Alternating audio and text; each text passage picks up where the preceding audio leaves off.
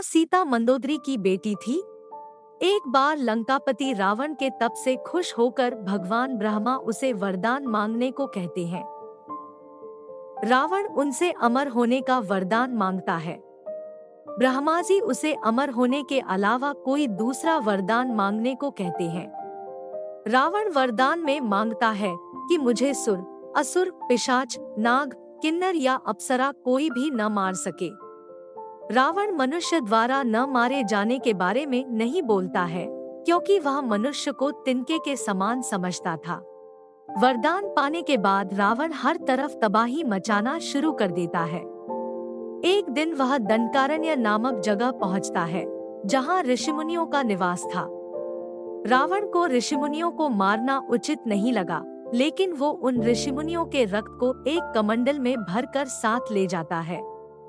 वह कमंडल गृत्समद ऋषि का था, जो पुत्री की लालसा में माता लक्ष्मी से प्रार्थना करते थे कि वह उनके घर पुत्री के रूप में जन्म ले। इसके लिए गृत्समद ऋषि रोजाना पूजा पाठ के दौरान पवित्र मंत्र पढ़कर दूध की कुछ बूंदें कमंडल में डाला करते थे, जिसमें रावण रक्त भरकर अपने साथ ले गया था।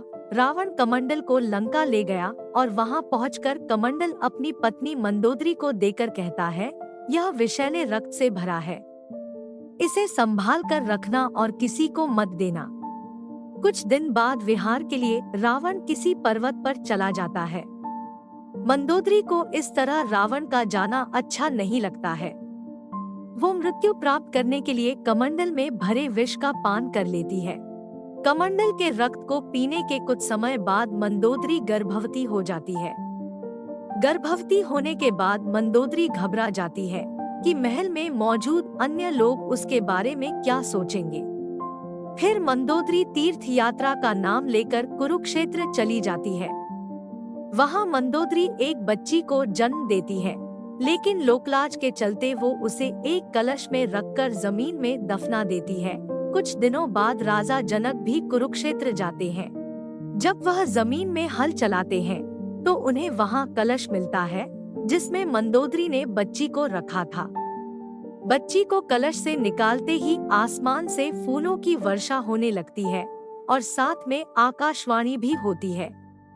आकाशवाणी में राजा जनक द्वारा उस कन्या के लालन पालन की बात कही जाती है।